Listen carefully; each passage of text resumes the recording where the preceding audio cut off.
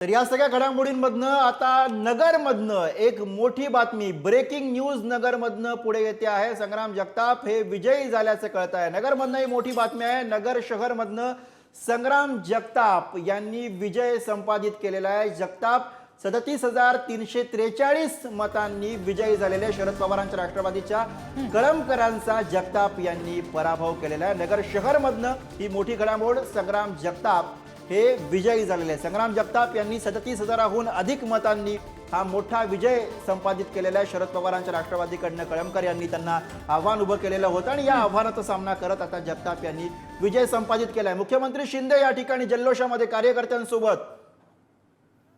मुख्यमंत्री शिंदे यांच्यासाठी अर्थातच ही निवडणूक अत्यंत महत्त्वाची अशी निवडणूक होती आणि या निवडणुकीमध्ये मुख्यमंत्री शिंदे यांनी मोठी कामगिरी बजावलेली आहे। शिंदेच्या शिवसेनेनं, शिंदेच्या नेतृत्वातल्या शिवसेनेनं या ठिकाणी 70% स्ट्राईक रेट दाखवत सध्या विजय आपल्या बाजूने खेचून आणलेला आहे असं चित्र दिसतंय आणि त्यानंतर अर्थातच कार्यकर्त्यांसोबत मुख्यमंत्री शिंदे यांचं हे सेलिब्रेशन आपल्याला बघायला मिळतं आहे। आणि यानंतर आता बुलढाण्यामधनं एक मोठी घडामोड येते आहे। बुलढाणा जिल्ह्यामध्ये महायुती 5 जागांवरती, मवियाचा 2 जागांवरती विजय आपल्याला पाहायला मिळतोय। बुलढाण्यामध्ये भाजप 7 पैकी 4 जागांवरती विजयी झालेली आहे। बुलढाण्यामध्ये शिंदे सेनेला 1, ठाकरेंच्या सेनेला 1 जागा मिळताना आपल्याला बघायला मिळते। बुलढाण्यामधला निकाल आहे। बुलढाणा जिल्ह्यामध्ये महायुती 5 जागांवरती, मविया 2 जागांवरती विजयी झालेली आहे। नवनीत राणा यांचा जल्लोष आपल्याला बघायला मिळतोय। नवनीत राणा या ठिकाणी जल्लोष करताना, आनंदोत्सव साजरा करताना पाहायला मिळतात। लोकसभेमध्ये नवनीत राणा यांचा पराभव झाला होता आणि त्यानंतर आता या पराभवाचा वचपा राणा दाम्पत्यानं विधानसभेच्या निवडणुकीमध्ये काढलेला आहे आणि त्यानंतर नवनीत राणा यांचा आनंदोत्सव आपल्याला पाहायला मिळतो आहे। लोकसभामध्ये जे जिल्ह्यामध्ये झालं, काही अल्पमतांनी माझा पराभव या जिल्ह्यामध्ये झालं होतं। आज या जिल्ह्याचे लोकांनी ते बदला काढून घेतलं आणि माझे मतदारांनी ते बदला काढलं आणि आज महायुतीचं जे 2019 मध्ये एकही सीट नव्हती, आज पूर्ण जिल्ह्यामध्ये महायुतीचे सगळे सीट निवडून येत आहे। तर नवनीत राणा यांची प्रतिक्रिया, अर्थातच अमरावतीमध्ये जो काही फटका लोकसभेला बसला होता त्याची आठवण नवनीत राणा यांनी करून दिली आणि त्यानंतर त्याला धरूनच त्या या वेळेचा विजयोत्सव साजरा करतायत अशी आठवण त्यांनी करून दिलेली आहे। नवनीत राणा यांचा विजयोत्सव आणि तिकडची अमरावतीमधली दृश्य आपण बघतो आहोत। एकंदरीत राज्यभरात अनेक ठिकाणी महायुतीसाठीचं हे एक चित्र स्पष्ट होतं। शिवेंद्रराजे हे 1,42,884 मतांनी विजयी झालेले आहेत। अत्यंत महत्त्वाची घडामोड आपण बघतोय। शिवेंद्रराजे भोसले हे आता विजयी झालेले आहेत आणि मोठा फरक आहे, हा मोठ्या लीडने विजयी झालेत। माढ्यामध्ये शरद पवारांच्या राष्ट्रवादीचे अभिजित पाटील विजयी झालेले आहेत। पाटणमध्ये शंभूराज देसाई सुद्धा जवळपास 1,959 मतांनी आघाडीवर आहेत। अभिजित पाटील सुद्धा 30,000पेक्षा जास्त मतांनी पुढे आहेत। नंदुरबारमध्ये विजयकुमार गावित यांना निर्णायक आघाडी मिळताना दिसतेय। विजयकुमार गावित यांना 55,117 मतांची ही आघाडी मिळते, त्याच्यामुळे निर्णायक आघाडी असं म्हणता येईल कारण फरक मोठा आहे। विजयकुमार गावित यांना ही आघाडी मिळताना दिसतेय। नंदुरबार विधानसभा मतदारसंघामधून विजयकुमार गावित यांना ही निर्णायक आघाडी मिळते। 55,117 मतांची लीड त्यांच्याकडे आहे।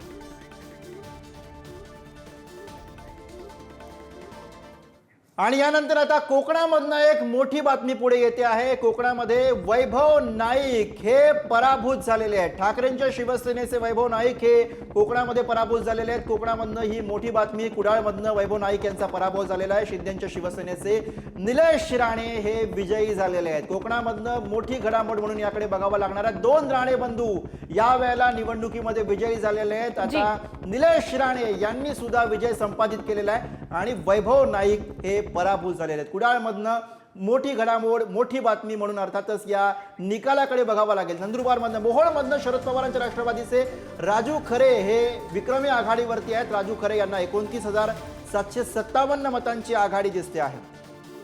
मोहोळमधनं ही मोठी अपडेट, राजू खरे हे आघाडीवरती दिसत आहेत। राजू खरे यांना 29,757 मतांची निर्णायक विक्रमी आघाडी दिसते आहे। जी, एकंदरीत अनेक ठिकाणी अशा पद्धतीचे हे आता थेट निकाल आपल्या हाती येत आहेत।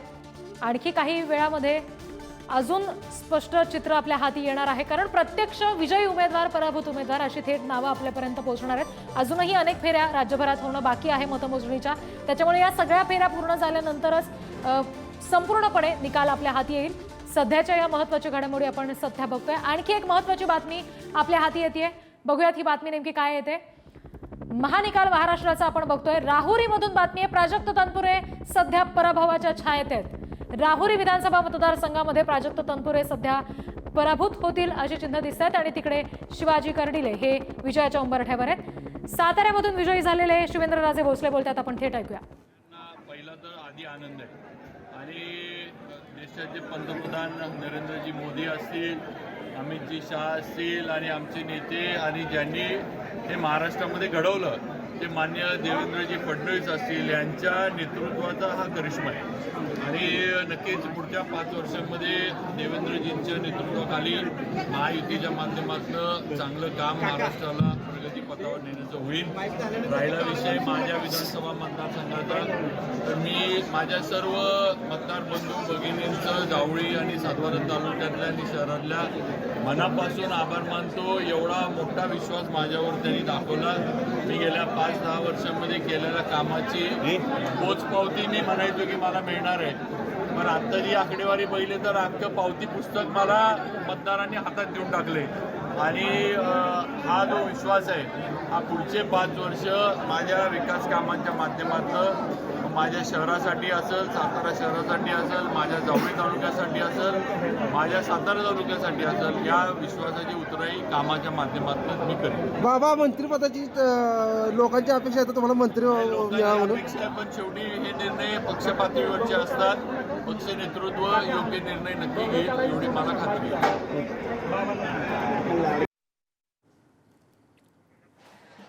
पुन्हा एकदा आपण कोल्हापुरातला हा जल्लोष बघतोय, तिथली दृश्य बघतोय. कोल्हापूरमध्ये महायुतीच्या बाजूनं सकारात्मक चित्र निर्माण झालेलं आहे आणि सध्याची ही दृश्य आपण बघतोय. क्षीरसागर यांनी मिळवलेला जो विजय आहे त्याच्यानंतरची कार्यकर्त्यांचा जल्लोष करतानाची ही दृश्य.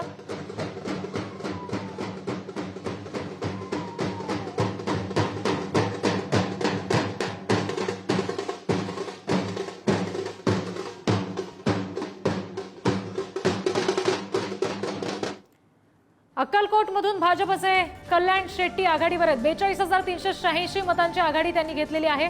एक महत्त्वाची बातमी हाती येते, अक्कलकोटमधून भाजपचे कल्याण शेट्टी हे आघाडीवर सध्या पाहायला मिळत आहेत. आणखी एक महत्त्वाची बातमी, कराड दक्षिणमध्ये भाजपचे अतुल भोसले आघाडीवर आहेत आणि तिकडे माजी मुख्यमंत्री पृथ्वीराज चव्हाण पराभवाच्या छायेत आहेत. काँग्रेसच्या सगळ्याच मोठ्या नेत्यांना फार मोठा फटका राज्यभरात बसला असं म्हणता येईल. संगमनेरमध्ये तिकडे काँग्रेसच्या बाळासाहेब थोरात यांना मोठा धक्का असलेल्या शिंदेच्या शिवसेनेचे अमोल खताळ 11,880 मतांनी आघाडीवर आहेत आणि त्याच्यामुळे बाळासाहेब थोरात यांच्यासाठी हा प्रचंड मोठा धक्का म्हणावा लागेल. तर तिकडे अक्कलकुव्यामध्ये केसी पाडवी 198 मतांनी आघाडीवर आहेत. सिंदखेडा विजयकुमार रावल यांना निर्णायक आघाडी देत आहे. तिथे विजयकुमार रावल यांना 49,438 मतांचं लीड मिळालेलं आहे, त्याच्यामुळे निर्णायक आघाडी असं म्हणता येईल. तिकडे धुळे शहरामध्ये भाजपचे अनुप अग्रवाल विजयाच्या उंबरठ्यावर आहेत. अनुप अग्रवाल यांना 47,689 मतांची आघाडी मिळालेली आहे, त्याच्यामुळे ते सुद्धा विजयाच्या दिशेने वाटचाल करतात असं म्हणता येईल.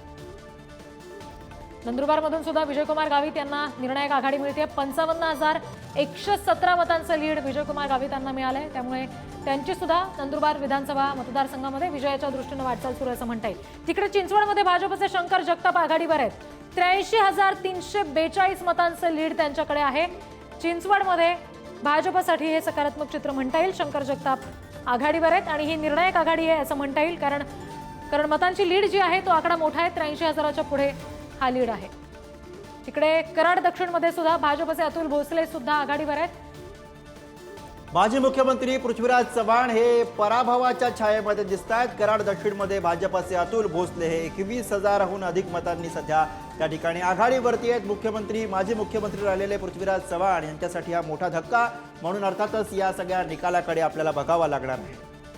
माजी मुख्यमंत्री पृथ्वीराज चव्हाण हे कराड दक्षिणमध्ये पराभवाच्या छायेमध्ये दिसत आहेत. अतुल भोसले हे 21,000हून अधिक मतांनी आघाडीवरती आहेत. आणि अशातच एक मोठी बातमी समोर येते. काय आहे ही बातमी बघूयात. देवळालीमधनं भाजपच्या सरोज अहिरे या विजयी झालेल्या आहेत. देवळालीमधनं हा निकाल पुढे आलेला आहे. देवळालीमधनं भाजपच्या सरोज अहिरे या विजयी झालेल्या आहेत. सरोज अहिरे 40,443 मतांनी विजयी झालेले आहेत. त्यामुळे देवळालीमध्ये सरोज अहिरे यांनी हा मोठा विजय संपादित केला आहे. थेट जाऊयात, सुनेत्रा पवार बोलतायत. संबंध बारामतीकर मतदार मायबाप लोकांचे मी मनापासून आभार मानते. त्यांनी आदरणीय दादांच्या पाठीशी नेहमीप्रमाणेच खंबीरपणे उभे राहिल्याबद्दल त्यांचे मनापासून आभार मानते. दादा मुख्यमंत्री व्हावेत असे आता कार्यकर्ते बॅनर लावत आहेत, मिरवणुकीत घोषणा देत आहेत. तुम्हाला काय वाटतंय? काय सगळं निकाल बघताय तुम्ही, सगळे आकडे बघताय, वाटतंय का दादा आता त्या स्वप्नापर्यंत सगळ्यांच्या पोहोचतील? शेवटी प्रत्येकालाच वाटत असतं की आपला नेता मोठ्या पदावर जावं, तसं सगळ्यांनी इच्छा व्यक्त केलेली आहे. आकड्यामध्ये काही गणित बसेल असं वाटतंय का? आता बघूयात आपण, आता उद्या काय घडेल ते आपल्या समोर येईलच.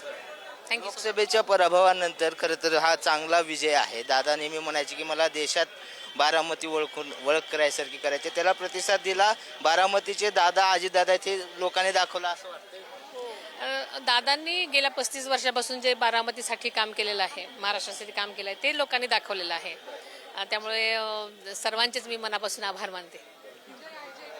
या होत्या सुनेत्रा पवार आणि सर्व बारामतीकरांचे मनापासून आभार. प्रत्येकाला आपला नेता मोठा व्हावा, मुख्यमंत्री असं वाटतंय.